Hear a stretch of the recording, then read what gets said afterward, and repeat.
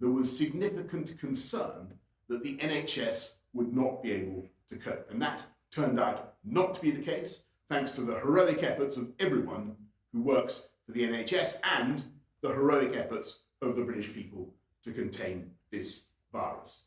The data show that on the 26th of May, 475 people were admitted to hospital in England with coronavirus. That's down from a peak of 3,121 on a single day on the 2nd of April. On the 27th of May, 11% of mechanical ventilated beds in the UK were occupied by patients with coronavirus, and that's down from a peak of 41% on the 10th of April. And this significant progress means that we are meeting the first test. Can I have the next slide, please? Our second test is to see a sustained and consistent fall in the daily deaths from COVID-19, so we are confident that we've moved beyond the peak. As measured by a 7-day rolling average, the UK daily death rate now stands at 256, down from a peak of 943 on the 14th of April. While every death is one too many, it is now the case that there has been a sustained and consistent fall in the daily death rate, and so the second test is being met.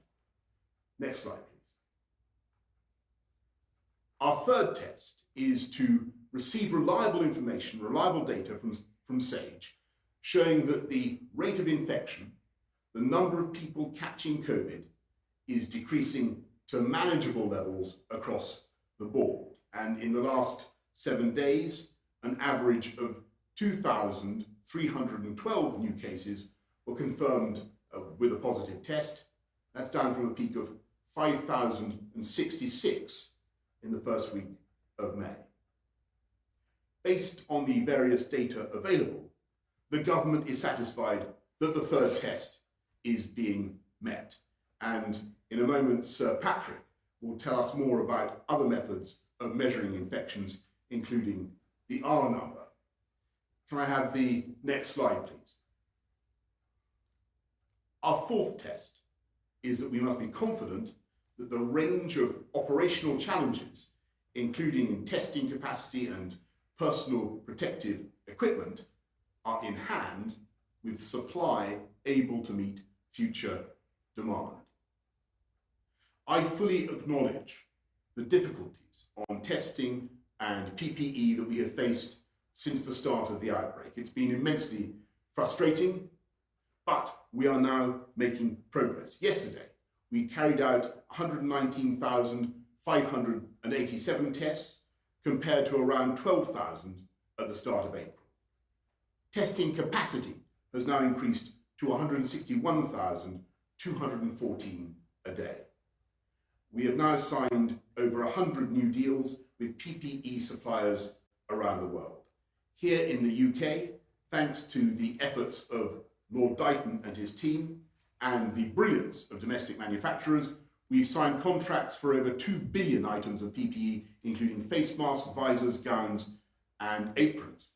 We're therefore satisfied that the fourth test is being met and we can start to rebuild stocks, although we recognise there may be some settings that require urgent restocking on occasion.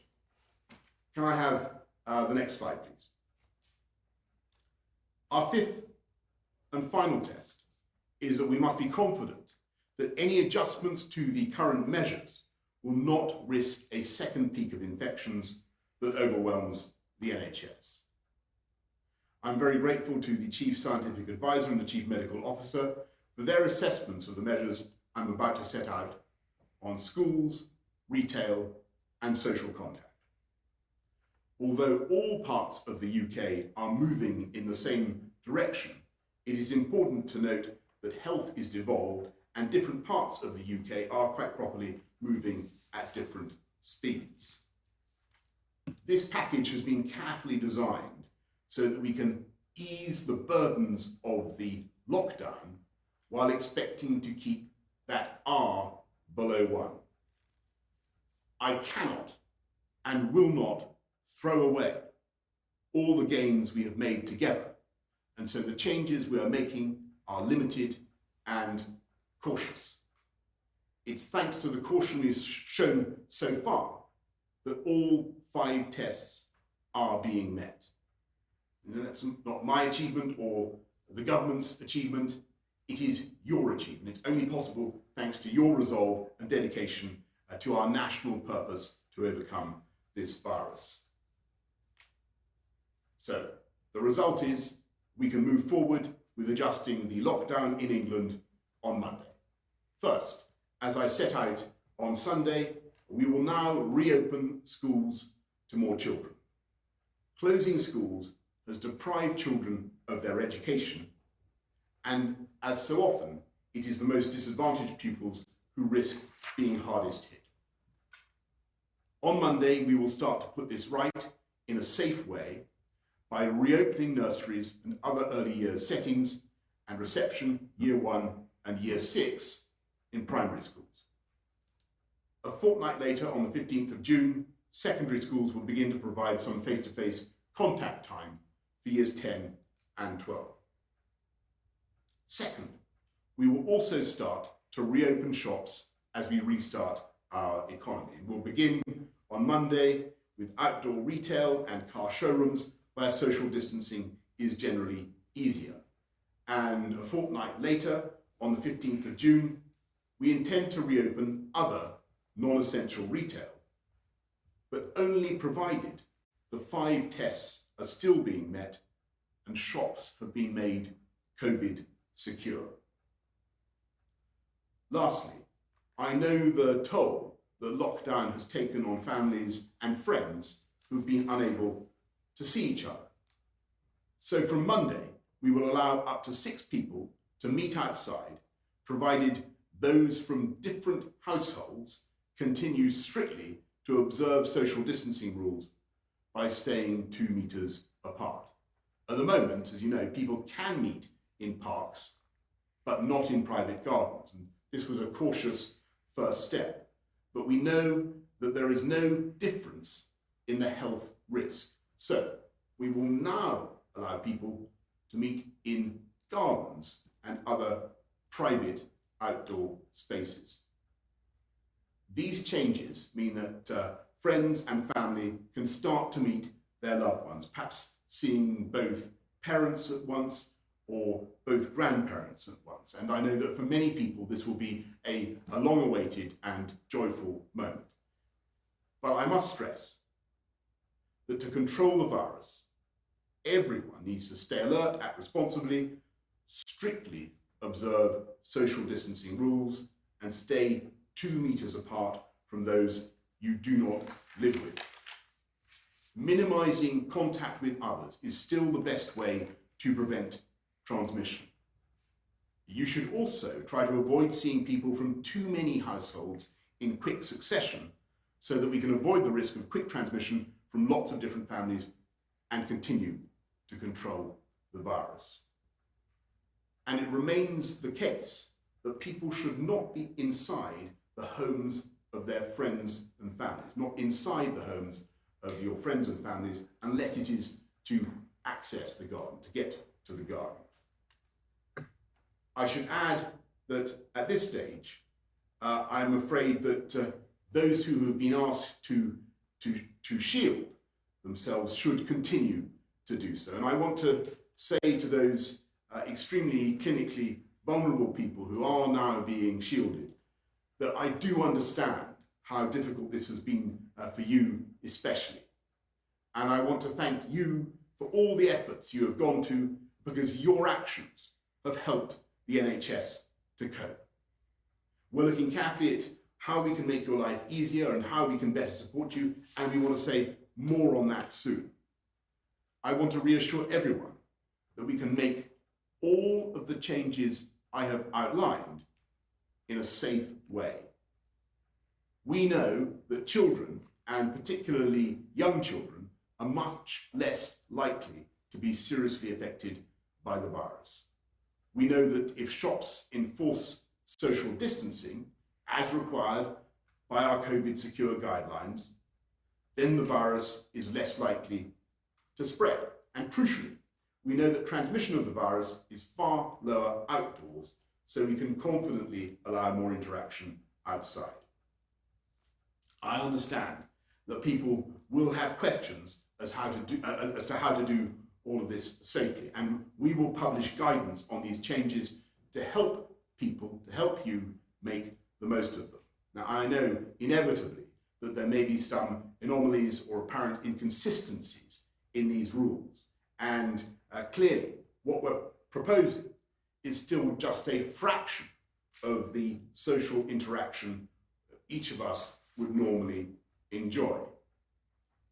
I know many of you will find this frustrating, and I'm sorry about that, but I'm afraid that is unavoidable given the nature of the invisible enemy that we are fighting.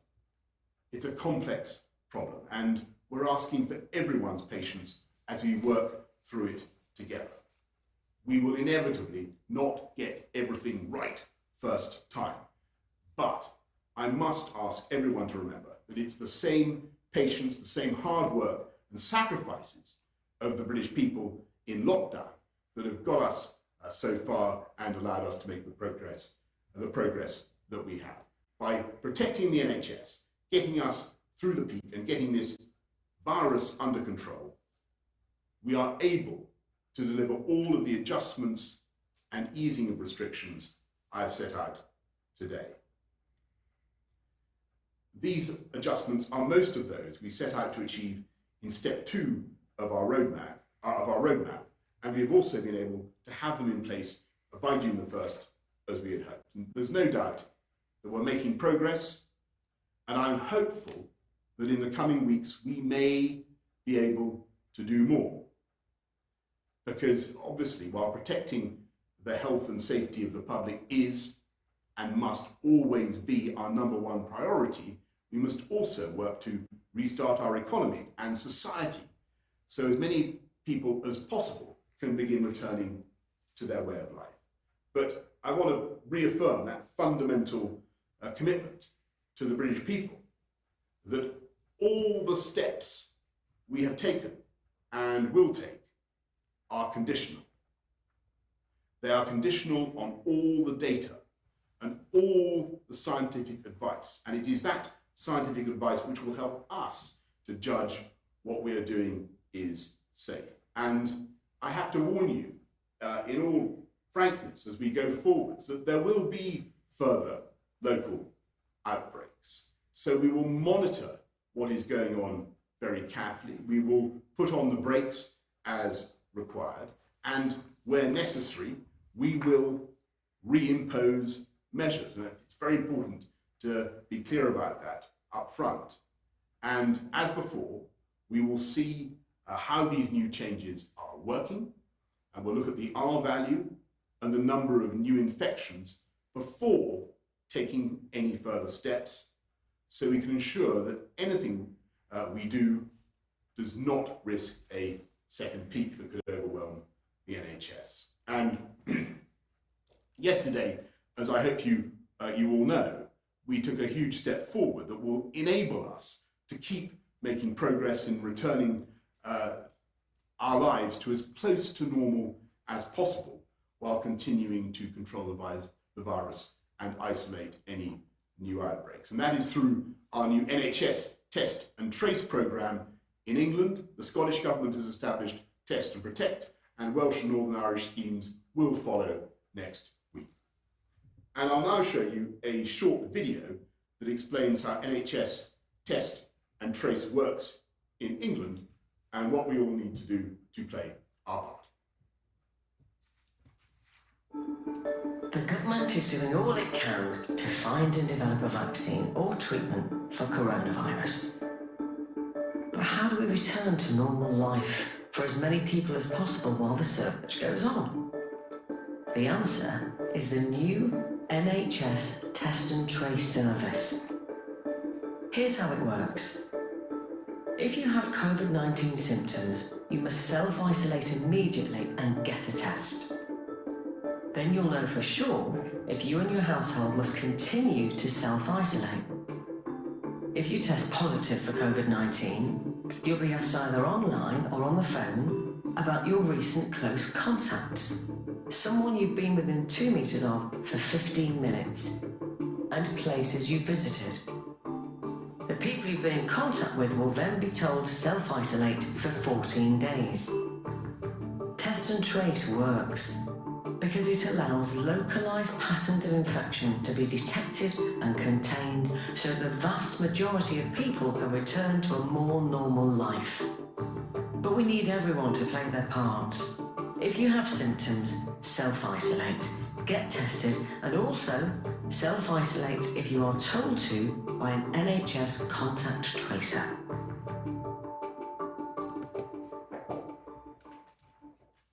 Thanks, Rachel. I'll hand over now to Patrick. Thank you. May I have the first slide, please? Just to update you on where we are in terms of the R, the current value is somewhere between 0.7 and 0.9. So it remains close to 1. It may be very close to 1 in some areas. And just to remind you of what that means, if the R is at 1, it means that the epidemic stays at the same level it is now, the same numbers. Above 1, it's growing. Below 1, it's shrinking. Numbers are coming down at the moment, but they're not coming down fast, and the R stays close to 1. Next slide, please. To put that into context of numbers, these are the numbers from the most recent Office for National Statistics survey, which is a household survey, taking samples from now over 8,000 households and 17,000 or so people, nearly I think 18,000 people now, looking at the number of infections. So the proportion of people over the past couple of weeks with COVID infection is 0.24% of the population as estimated from this survey. That means that somewhere in the order of 130,000 people have COVID infection. The second important number is the number of new infections, the so-called incidence. The number of new infections is estimated to be roughly 1 in 1,000 per week. It means that 54,000 new cases are occurring every week. So somewhere around 8 or so thousand per day. That is not a low number.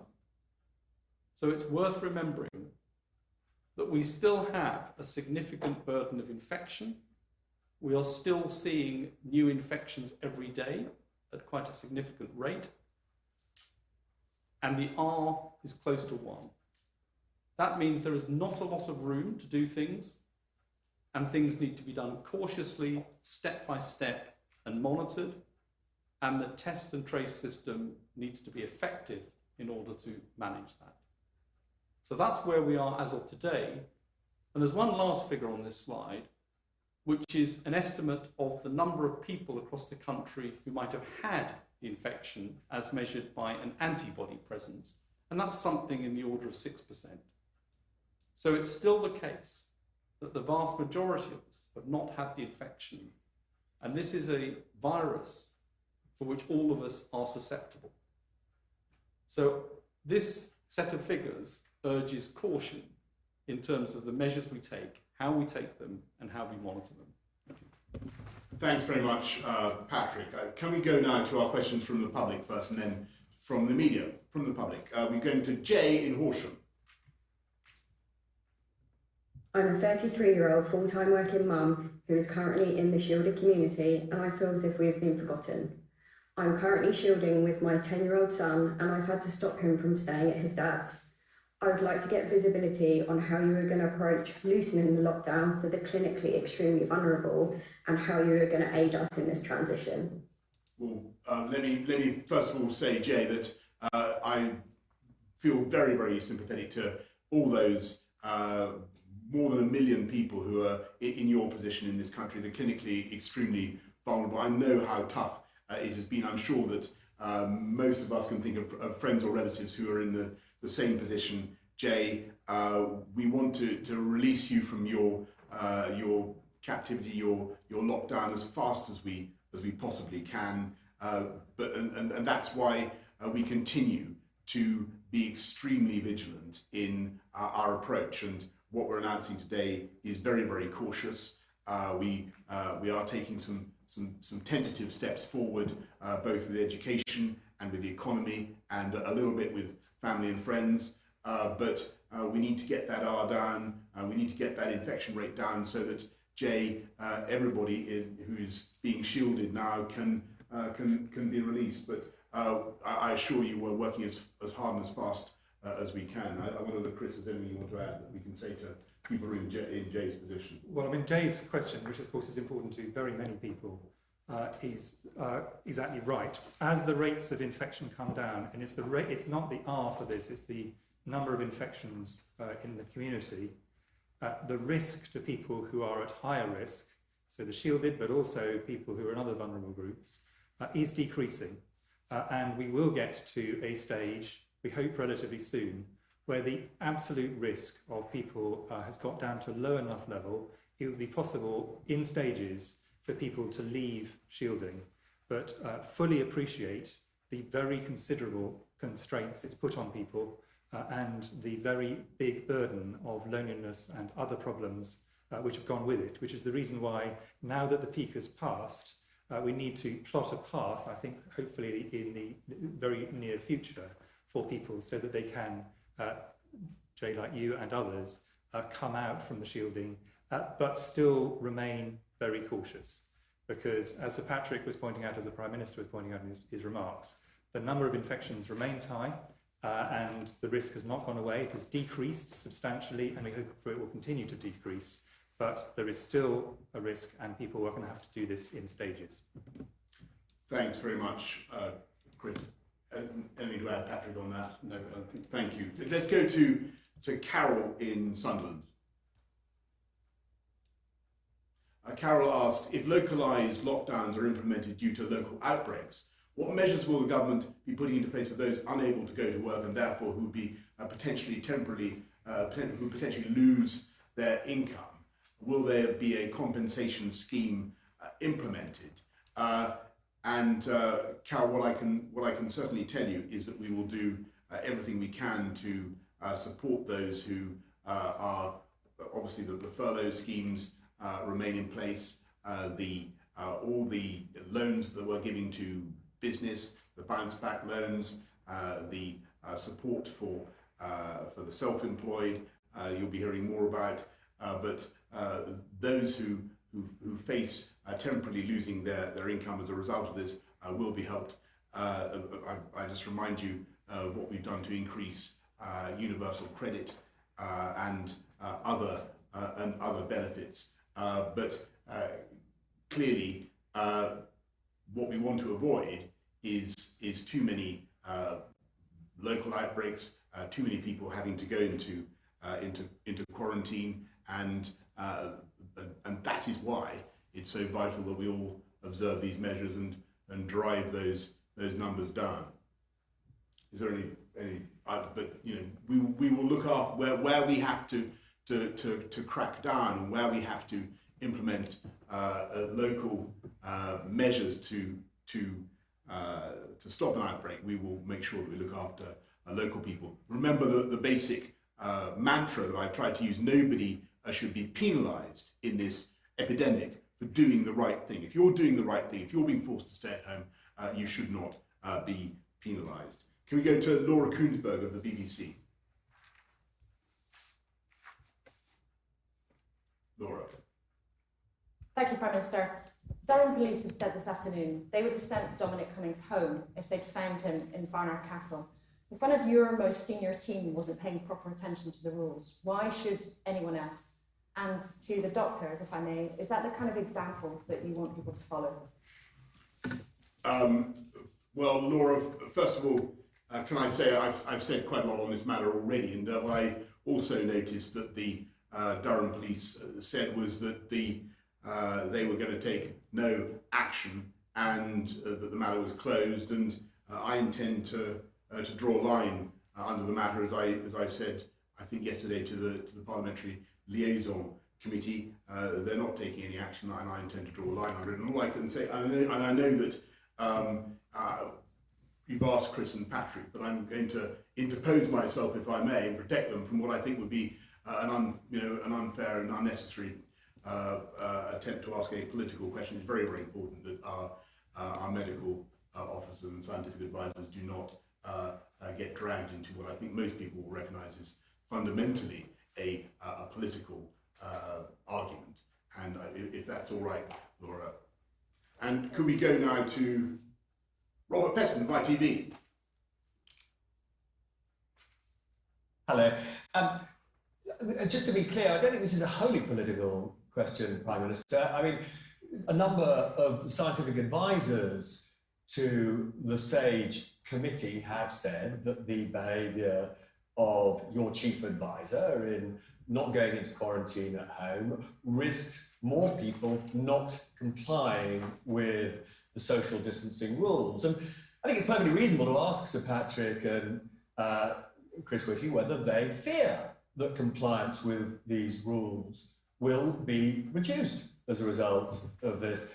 And second quick question, yesterday, Prime Minister, you said you would ask Sir Patrick and Chris Whitty to review whether the appropriate social distance is 2 metres rather than 1 metre. Most businesses would much rather have 1 metre distance. Pubs and restaurants, many of them will be bussed at 2 metres.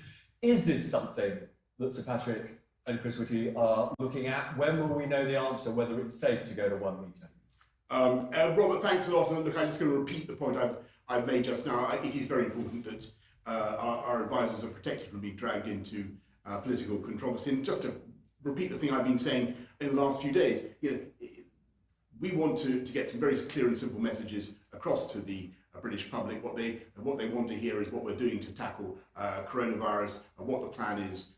We've announced a huge amount today. I think people need to focus on those messages, and if I may respectfully say, I think that the rest of it is, you yourself argue that it's a distraction. Well, insofar as that is true, let's crack on with our programme and getting our messages across. And on your point about the social distancing distance and whether it should be 2 metres or less, I'll really hand straight over to Patrick and Chris.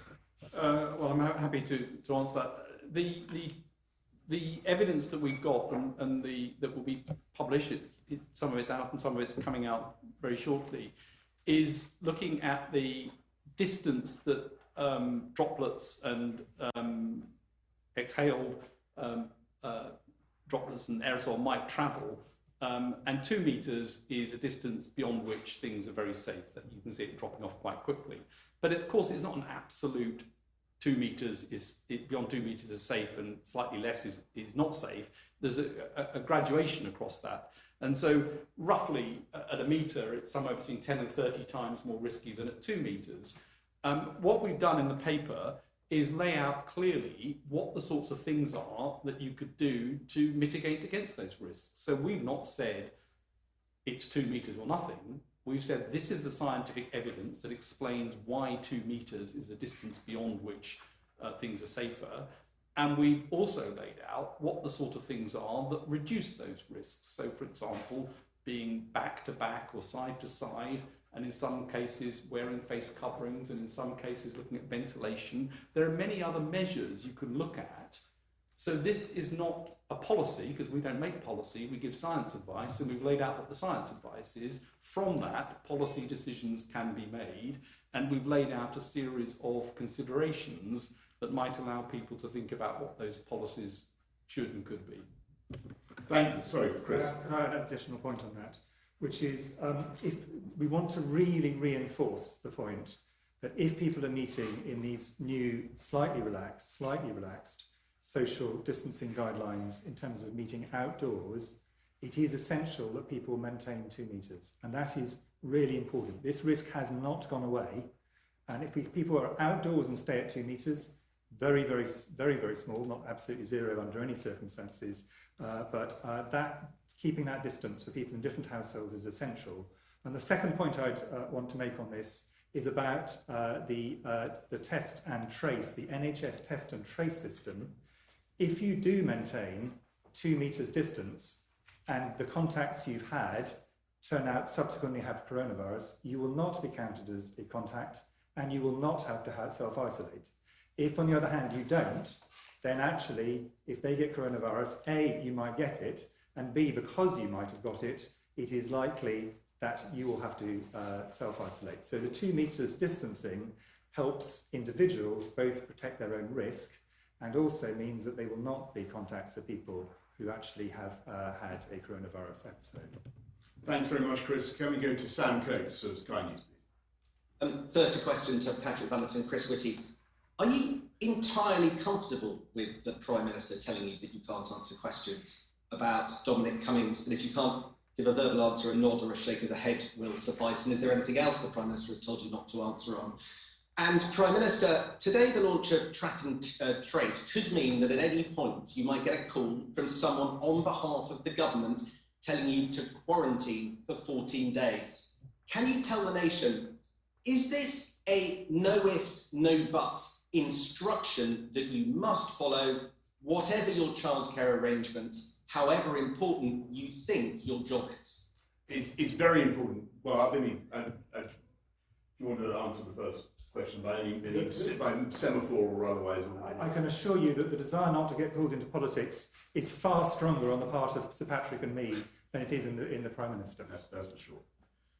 Thanks. Sorry. Okay. Not nothing down. I mean, I'm a civil servant. I'm politically neutral. I don't want to get involved in politics at all. Good. Well, unfortunately, I have no choice. But let me just say on the track and trace thing, Sam.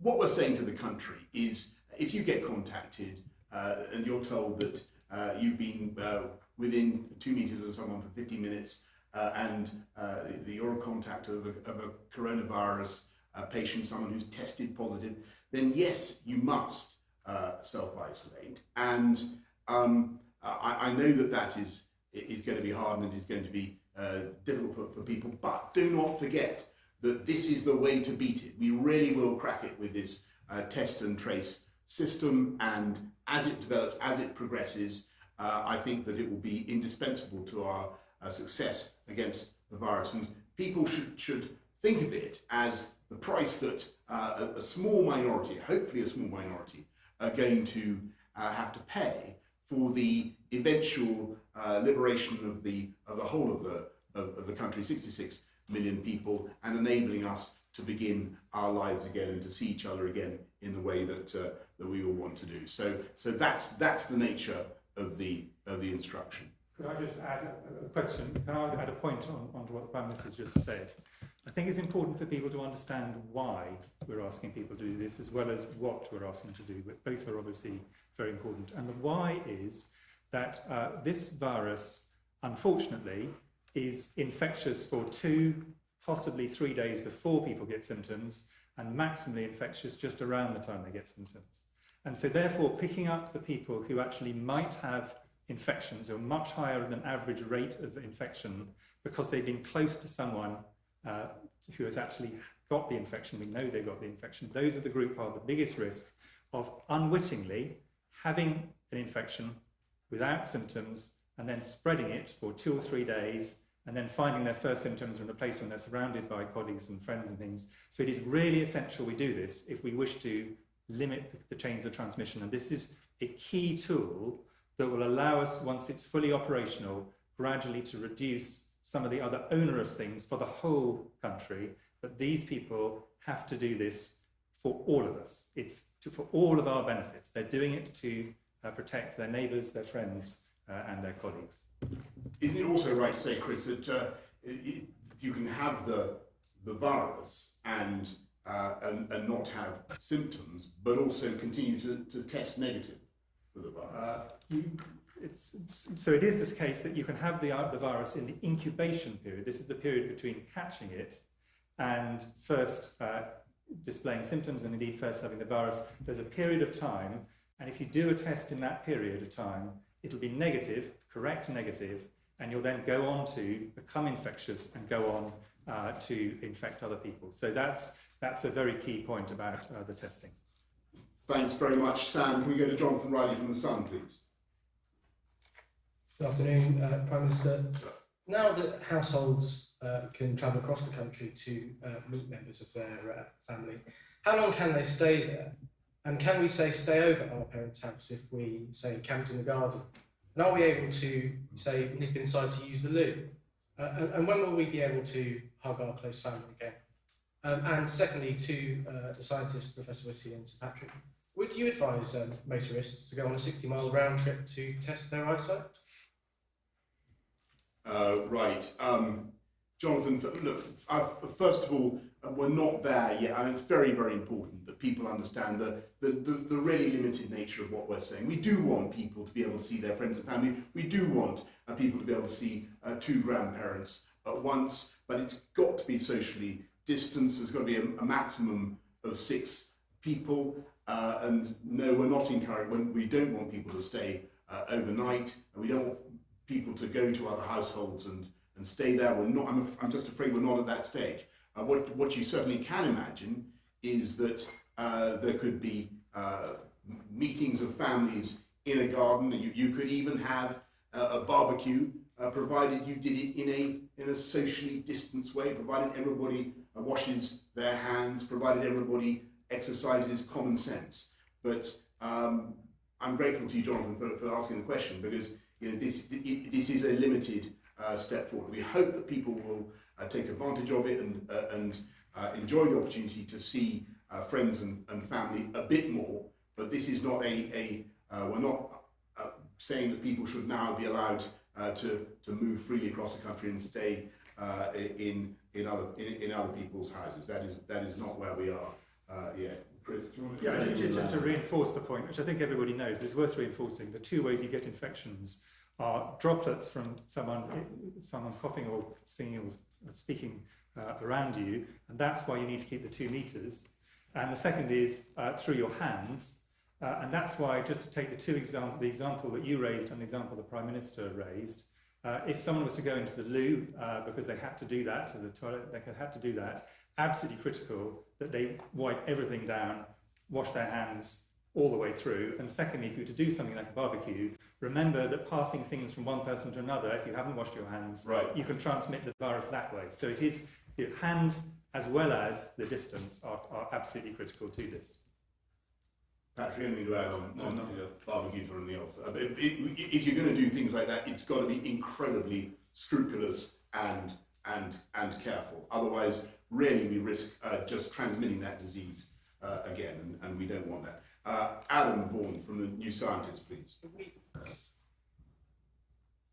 Hi, the UK likely has more than 9,000 new cases a day, according to the symptom tracker app that's being run by King's College London, which is obviously much higher than the official 2,300 a day.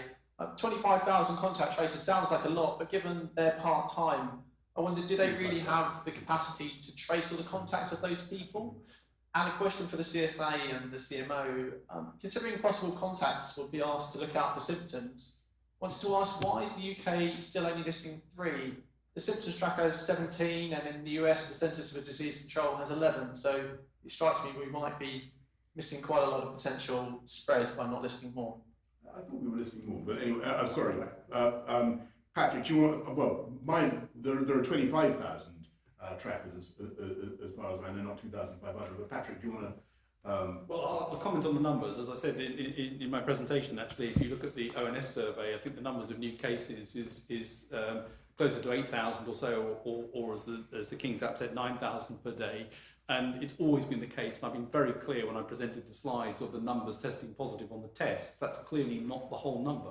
I mean, there are people that you're not picking up, and that's what that discrepancy tells you. So the big challenge is to make sure that that gap closes, and you end up picking up more and more and more of the cases that are out there, and quickly isolate the contacts of those cases so that we have an effective system, and making sure that that system is effective and that it does identify the cases quickly and the contacts go into isolation quickly. And that means ideally within 48 hours. That's the way in which we start to get an effective system. And you're quite right that the system is under much more pressure the higher the numbers. So it's much easier to run that system when you have very low incidence in a country than when you have higher numbers. So it's going to be more difficult at the beginning, and as numbers come down, it becomes easier. Shall I add on the other one, which is the list of symptoms? So I think the thing to understand with this is that the point of having these symptoms that people can remember, the key thing is the fever, the new cough, and the loss or change of smell or taste, those ones that we really want to emphasise to the general public, is there are many other symptoms that you can get with coronavirus. It is a virus that can affect very many parts of the body. But if, for example, all the people who have one of the other symptoms always also have fever, there is no advantage to adding that to the list of things we're talking about. And what we did, and very able colleagues of mine, clinical public health and science colleagues did, is they looked at all the early cases of this virus in the UK, also looked at the international literature, and looked at all the symptoms that were there, and asked the question, are there people who, if they didn't have, they have none of, initially the two symptoms, fever and cough, and subsequently none of the other symptoms. And what we found is all the other symptoms tended to have one of, or more than one of, those three symptoms. So therefore, the sensitivity of this is good. Specificity is reasonable, which is why you then need to do a test. So the reason for this is you look at a symptom cluster that predicts with a high degree of sensitivity, but a low degree of specificity, what they are. You accept that for a doctor asking a history, there's a much longer list of symptoms to talk about.